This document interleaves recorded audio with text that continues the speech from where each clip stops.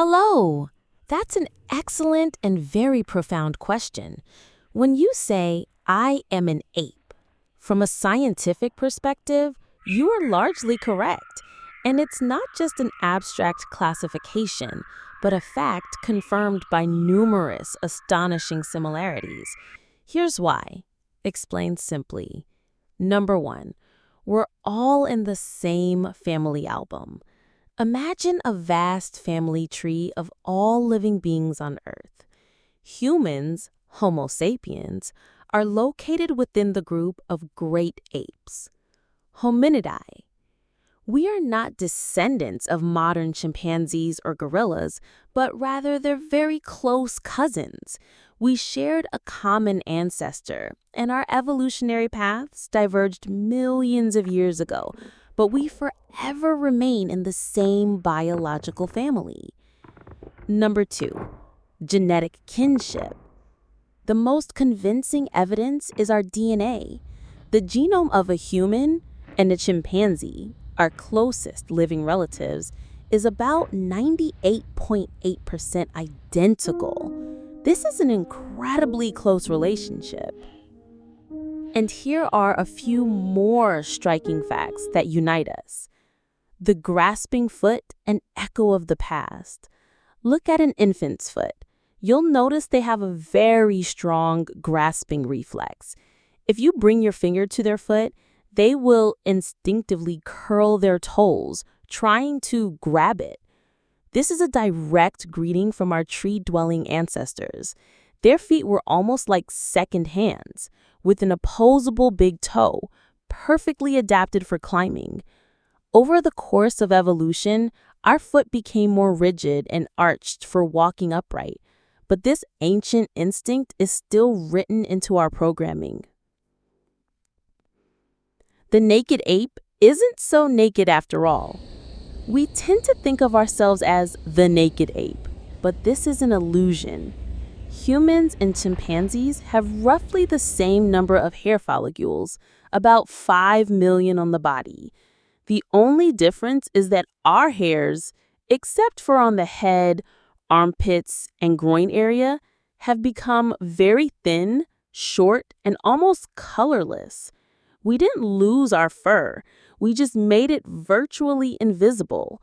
This likely helped our ancestors on the African savanna to cool down more effectively through sweating during long walks and runs. Tool use, not just a human privilege. For a long time, it was believed that making tools is what made humans human. But now we know that's not the case. Chimpanzees use sticks to fish for termites, stones to crack nuts, and chewed leaves as sponges to collect water. Orangutans use sticks to extract seeds from prickly fruits and to measure the depth of water bodies. Gorillas use sticks as support when crossing swampy areas. We have simply taken this skill to an incredible level of complexity, but the ability to use tools itself was inherited from our common ancestors. Sexual behavior and serial monogamy. The social and sexual bonds among great apes are very complex. Chimpanzees and bonobos are promiscuous, while gorillas live in harems. But even here, there are parallels. Human society is unique in its diversity of marital systems, but one of the most common behavioral patterns in the modern world is serial monogamy, forming a pair for a certain period followed by a change of partner. This isn't a strict biological program, but rather a cultural phenomenon, but it shows that our reproductive strategy is far more complex than simple lifelong monogamy and shares common roots with the flexible social bonds of our relatives. Beginnings of ritual and religion. This is perhaps the most subtle and controversial point. Of course, apes do not have religion as we understand it, but they exhibit behavior that can be described as ritualistic or proto-religious.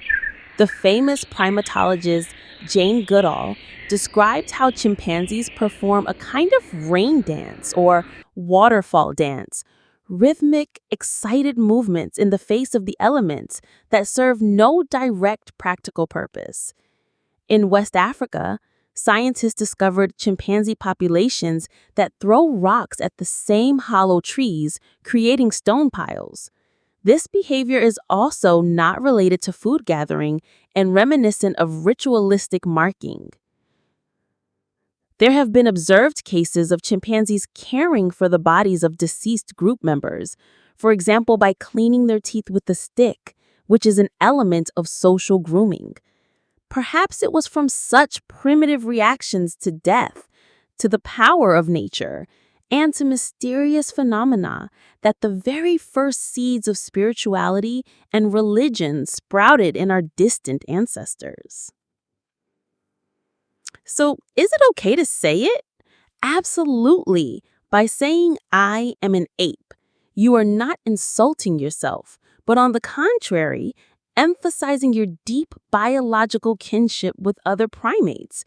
It is an acknowledgement that our most complex traits, intelligence, sociality, culture, and even spirituality, did not arise from nothing, but grew from a foundation laid millions of years ago by our common ancestors.